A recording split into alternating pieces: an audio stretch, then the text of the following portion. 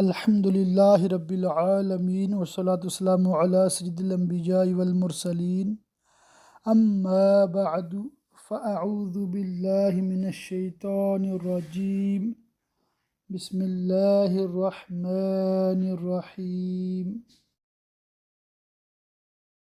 Lesson number 18 تفسیر خزائن العرفان۔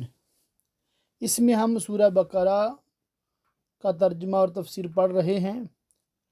پچھلے سبق میں ہم نے الحمدللہ رب العالمین آیت نمبر 248 تک پڑھا تھا۔ آج انشاءاللہ تعالی 249 249 سے آغاز کریں گے۔ مکمل توجہ کے ساتھ سنتے بھی جائیں، دیکھتے بھی جائیں کہ کس لفظ کو کیسے ادا کیا جا رہا ہے اور کیا مطلب اور کیا ترجمہ اور تفسیر بیان کی جا رہی ہے۔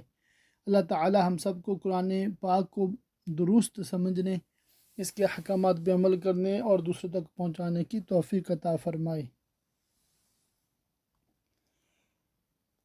پھر جب طالوت لشکروں کو لے کر شہر سے جدا ہوا، یعنی بیت المقدس سے دشمن کی طرف روانہ ہوا، وہ وقت نہایت شدت کی گرمی کا تھا۔ لشکریوں نے طالوت سے اس کی شکایت کی اور پانی کے طلبگار ہوئے۔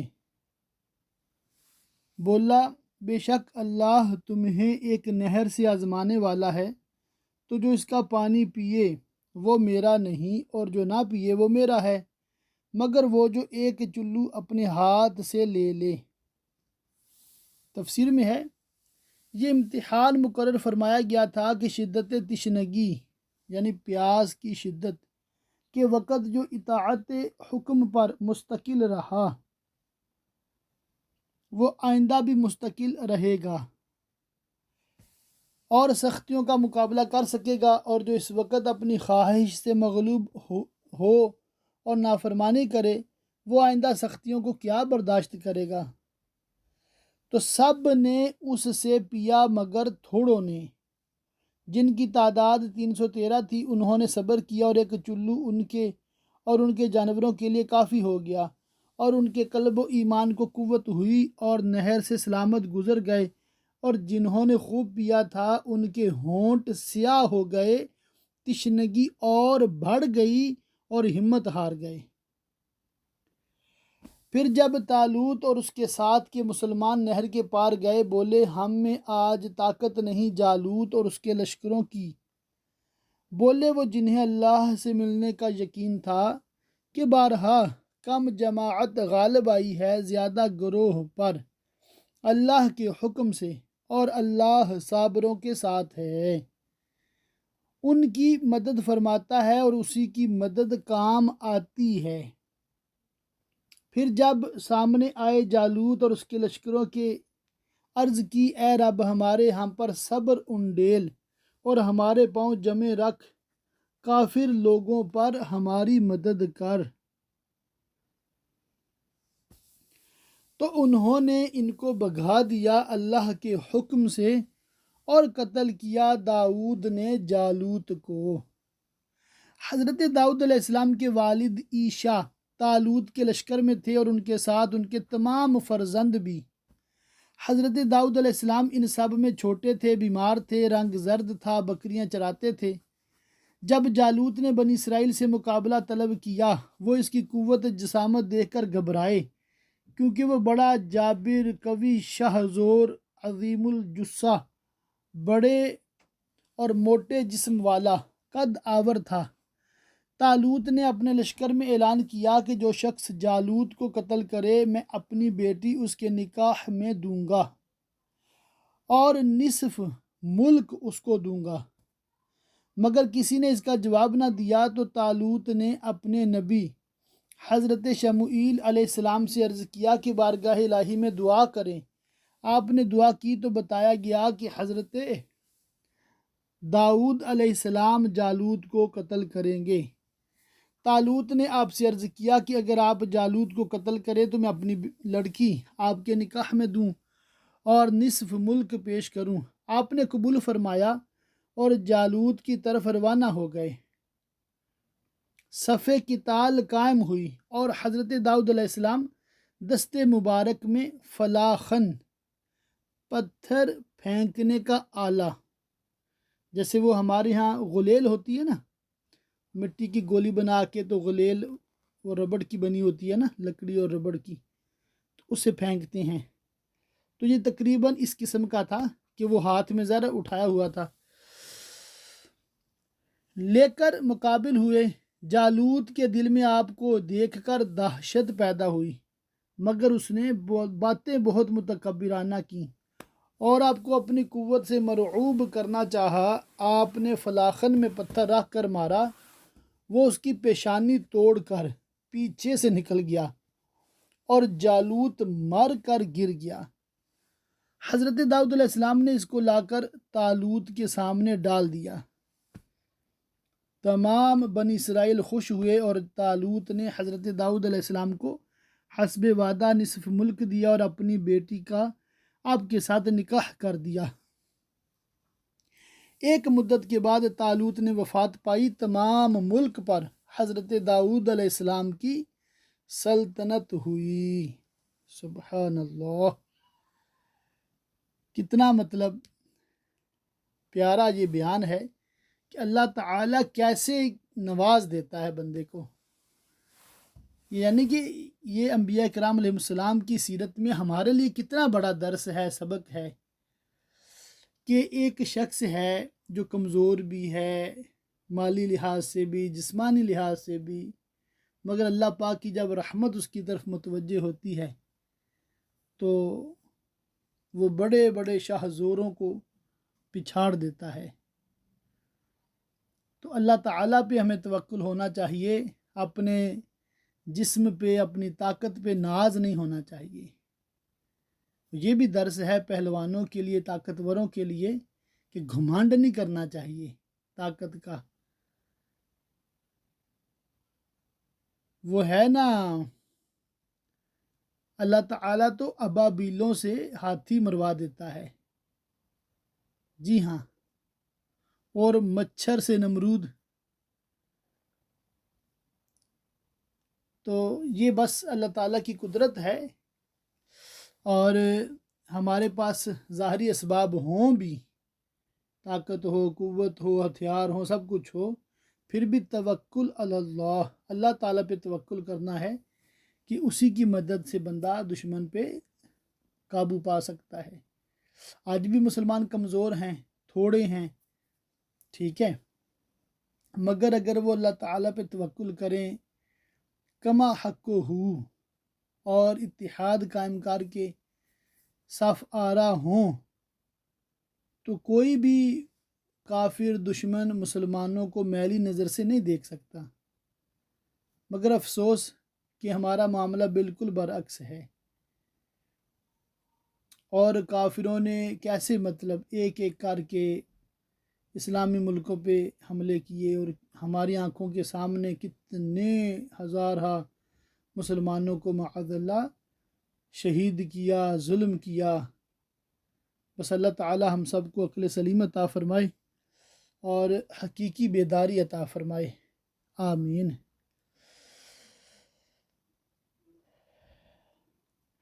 اور اللہ نے اسے سلطنت اور حکمت عطا فرمائی۔ حکمت سے نبوت مراد ہے، اور اسے جو چاہا سکھایا، جیسے کہ زرہ بنانا اور جانوروں کا کلام سمجھنا۔ زرہ یہ لوہے کا لباس ہوتا ہے جو پہن لیتے ہیں تاکہ تلوار کا وار نہ لگے۔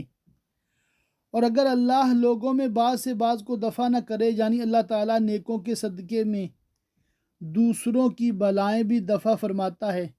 حضرت ابن عمر رضی اللہ تعالیٰ عنہما سے مروی ہے کہ رسول خدا صلی اللہ علیہ وآلہ وسلم نے فرمایا کہ اللہ تعالیٰ ایک صالح مسلمان کی برکت سے اس کے پڑوس کے 100 گھر والوں کی بلا دفع فرماتا ہے۔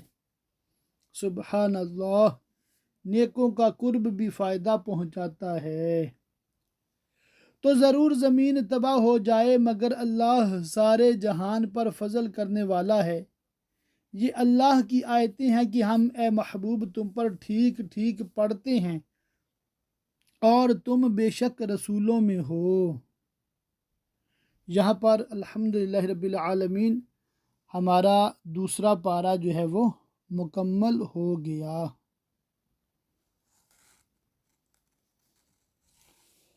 ابھی انشاءاللہ تعالی ہم تیسرا پارہ شروع کرتے ہیں۔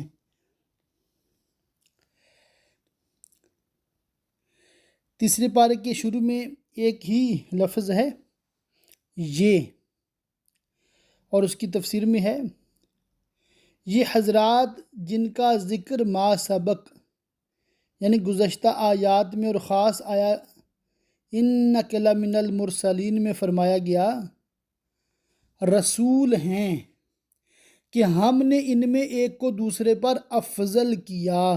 تفسیر اس سے معلوم ہوا کہ انبیاء علیہ السلام کے مراتب جدا گانا ہیں، بعض حضرات سے بعض افضل ہیں، اگرچہ نبوت میں کوئی تفرقہ نہیں۔ وصف نبوت میں سب شریک یک دیگر یعنی برابر کے شریک ہیں، مگر خصائص و کمالات میں درجے متفاوت یعنی الگ الگ ہیں۔ یہی آیت کا مضمون ہے اور اسی پر تمام امت کا اجماع ہے۔ ان میں کسی سے اللہ نے کلام فرمایا یعنی بے واسطہ، جیسے کہ حضرت موسیٰ علیہ السلام کو طور پر کلام سے مشرف فرمایا اور سید انبیاء صلی اللہ علیہ وسلم کو معراج میں۔ یہاں آیت کا ترجمہ لکھنے سے رہ گیا۔ اور کوئی وہ ہے جسے سب پر درجوں بلند کیا،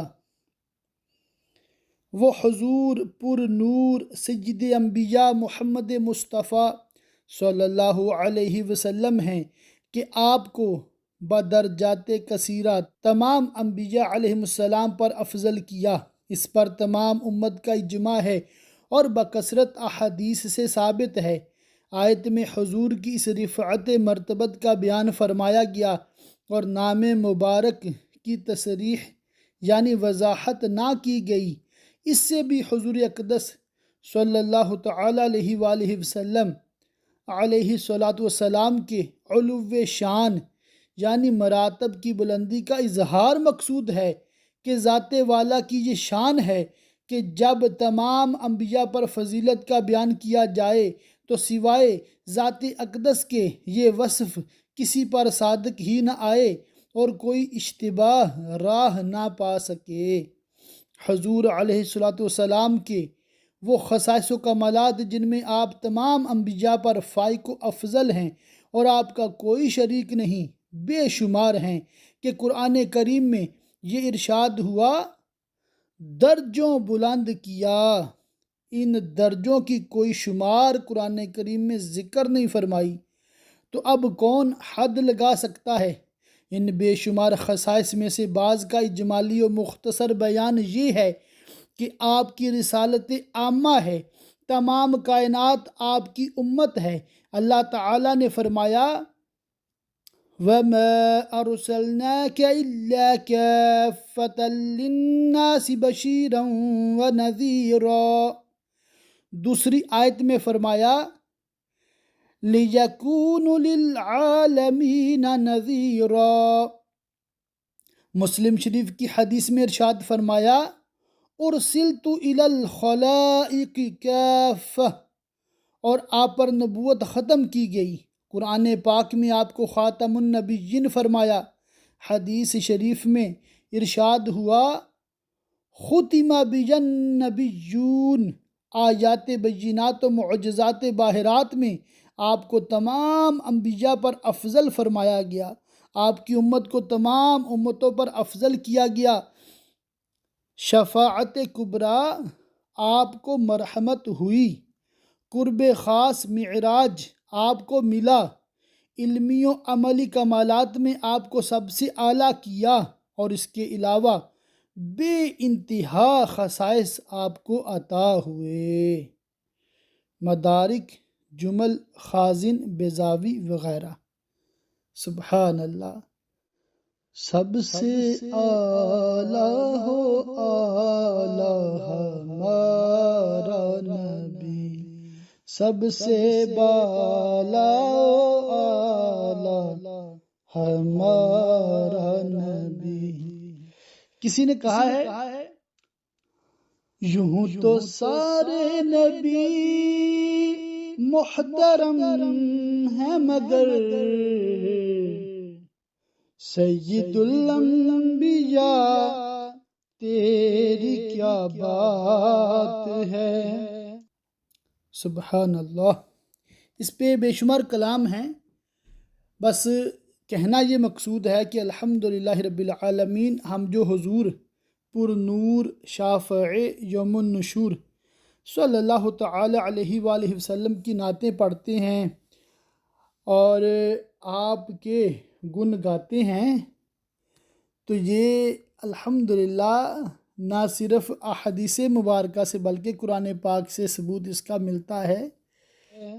پنجابی میں بھی کسی نے کہا ہے نا، تساں کی میں مصطفیٰ دی کڈی اچی شان، آپ دی تعریف وچ سارا ہی قرآن، پڑھ کے تو ویکھ جیڑا مرضی سپارا، قسم خدا دی سانو سب نالوں پیارا، کالیاں زلفاں والا دکھی دلاں دا سہارا، قسم خدا دی سانو سب نالوں پیارا.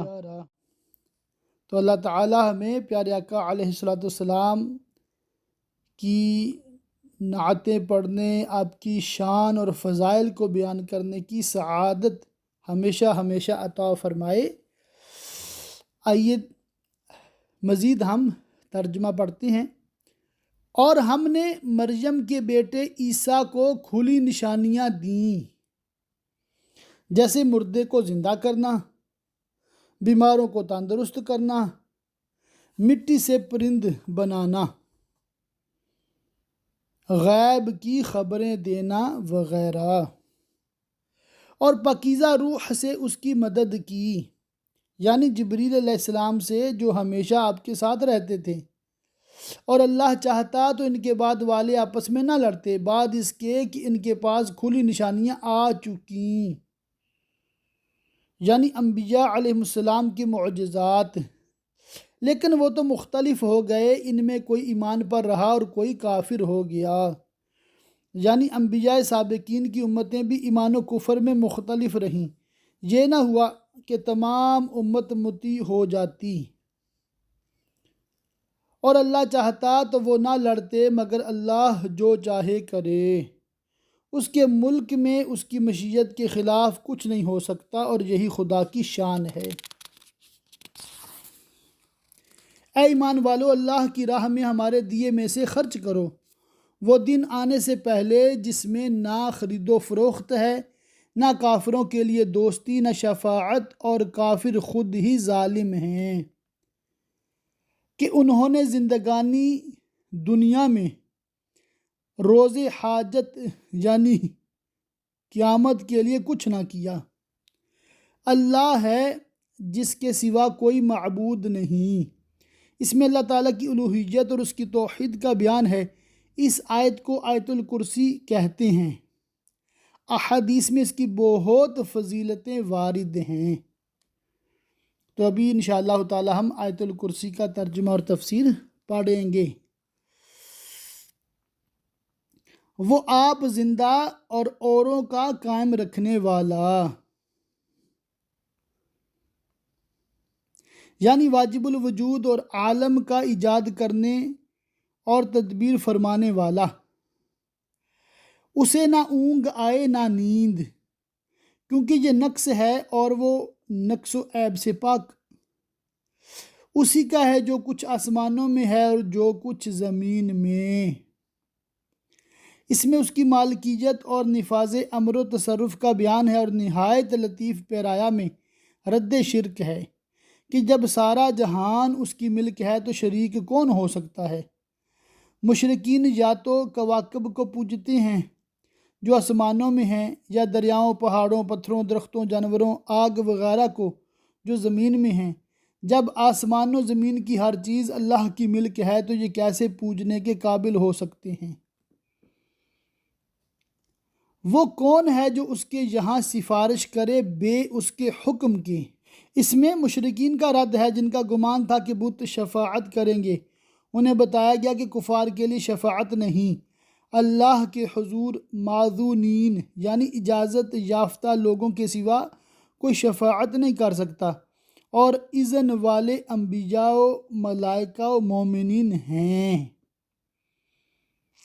جانتا ہے جو کچھ ان کے آگے ہے اور جو کچھ ان کے پیچھے، یعنی ما قبل و ما بعد یا امور دنیا و آخرت، اور وہ نہیں پاتے اس کے علم میں سے مگر جتنا وہ چاہے، اور جن کو وہ مطلع فرمائے وہ انبیاء و رسول ہیں، جن کو غیب پر مطلع فرمانا ان کی نبوت کی دلیل ہے۔ دوسری آیت میں ارشاد فرمایا فَلَا يُظْهِرُ عَلَى غَيْبِهِ أَحَدًا إِلَّا مَنِ ارْتَضَىٰ مِنَ الرَّسُولِ۔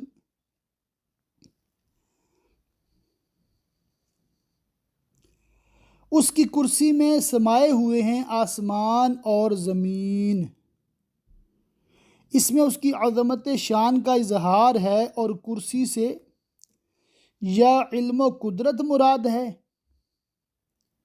یا عرش، یا وہ جو عرش کے نیچے اور ساتوں آسمانوں کے اوپر ہے، اور ممکن ہے کہ یہ وہی ہو جو فلک البروج کے نام سے مشہور ہے۔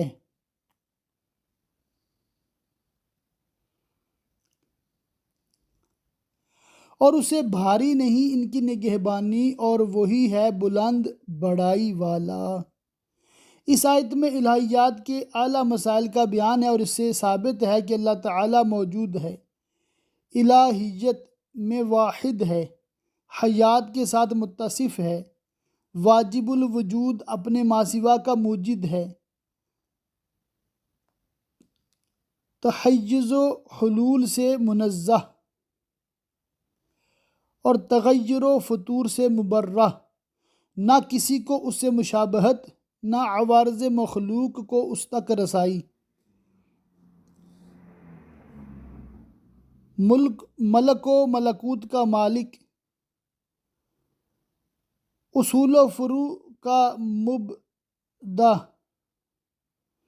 قوی گرفت والا جس کے حضور سوائے معذون یعنی اجازت یافتہ کے کوئی شفاعت کے لیے لب نہ ہلا سکے، تمام اشیاء کا جاننے والا، جلی یعنی ظاہر کا بھی اور خفی یعنی پوشیدہ کا بھی، کلی کا بھی اور جزئی کا بھی، واسع الملکی والقدرتی، ادراک و وہم و فہم سے برتر و بالا۔ سبحان اللہ،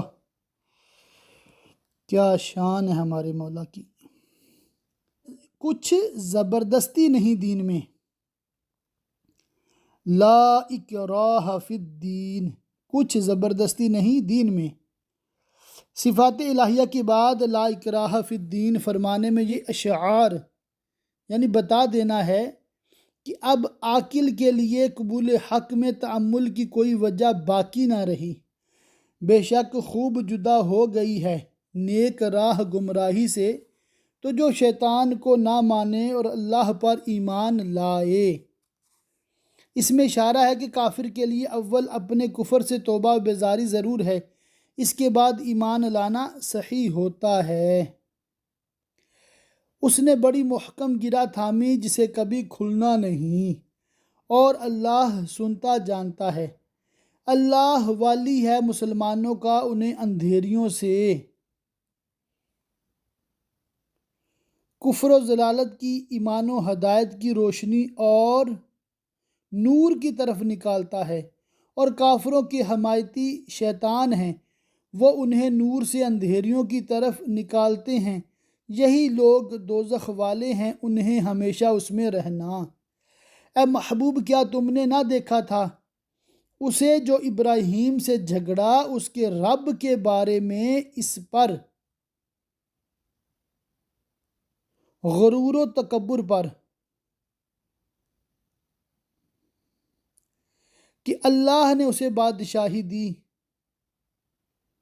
اور تمام زمین کی سلطنت عطا فرمائی، اس پر اس نے بجائے شکر و طاعت کے تکبر و تجبر کیا اور ربوبیت کا دعویٰ کرنے لگا۔ اس کا نام نمرود بن کنعان تھا۔ سب سے پہلے سر پر تاج رکھنے والا یہی ہے۔ جب حضرت ابراہیم علیہ السلام نے اس کو خدا پرستی کی دعوت دی، خواہ آگ میں ڈالے جانے سے قبل یا اس کے بعد، تو وہ کہنے لگا کہ تمہارا رب کون ہے جس کی طرف تم ہمیں بلاتے ہو؟ جب کہ ابراہیم نے کہا کہ میرا رب وہ ہے کہ جی لاتا اور مارتا ہے، یعنی اجسام میں موت و حیات پیدا کرتا ہے، کہ خدا ناشناس کے لیے یہ بہترین ہدایت تھی۔ اور اس میں بتایا گیا تھا کہ خود تیری زندگی اس کے وجود کی شاہد ہے کہ تو ایک بے جان نطفہ تھا۔ جس ذات نے اس کو انسانی صورت دی اور حیات عطا فرمائی وہ رب ہے، اور زندگی کے بعد پھر زندہ اجسام کو جو موت دیتا ہے وہ پروردگار ہے۔ اس کی قدرت کی شہادت خود تیری اپنی موت و حیات میں موجود ہے۔ اس کے وجود سے بے خبر رہنا کمال جہالت و سفاہت یعنی بے وقوفی اور انتہائی بد نصیبی ہے۔ یہ دلیل ایسی زبردست تھی کہ اس کا جواب نمرود سے باننا پڑا، اور اس خیال سے کہ مجمع کے سامنے اس کو لاجواب اور شرمندہ ہونا پڑتا ہے، اس نے کج بحثی یعنی فضول تکرار اختیار کی۔ بولا میں جلاتا اور مارتا ہوں۔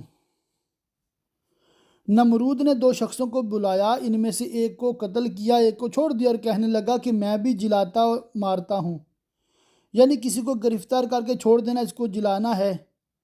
یہ اس کی نہایت احمقانہ بات تھی۔ کہاں قتل کرنا اور چھوڑنا، اور کہاں موت و حیات پیدا کرنا۔ قتل کیے ہوئے شخص کو زندہ کرنے سے عاجز رہنا اور بجائے اس کے زندہ کے چھوڑنے کو جلانا کہنا ہی اس کی ذلت کے لیے کافی تھا۔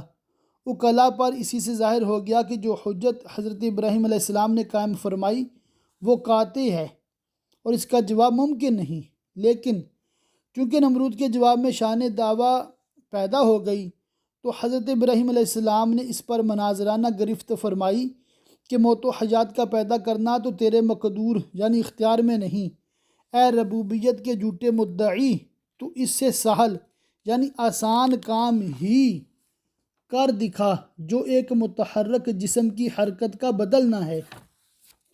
ابراہیم نے فرمایا تو اللہ سورج کو لاتا ہے پورب یعنی مشرق سے، تو اس کو پچھم مغرب سے لے آ۔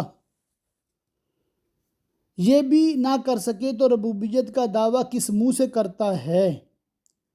مسئلہ اس آیت سے علم کلام میں مناظرہ کرنے کا ثبوت ہوتا ہے۔ تو ہوش اڑ گئے کافر کے، اور اللہ راہ نہیں دکھاتا ظالموں کو۔ آج کے سبق کو ہم یہیں پر مکمل کرتے ہیں۔ آگے ایک اور بہت ہی دلچسپ واقعہ ہے حضرت عزیر علیہ السلام کا، ماشاءاللہ بہت ہی انٹرسٹنگ ہے۔ اس کو انشاءاللہ تعالی ہم اگلے سبق میں مکمل کرنے پڑھنے کی کوشش کریں گے۔ اللہ تعالی ہماری یہ ادنا سی کاوش اپنی پاک بارگاہ میں قبول فرمائے، ہمیں علم نافع عطا فرمائے اور دنیا اور آخرت کی بھلائیاں عطا فرمائے۔ آمین بجاہ النبی الامین وصلی اللہ تعالی علیہ وآلہ وصحبہ وبارک وسلم۔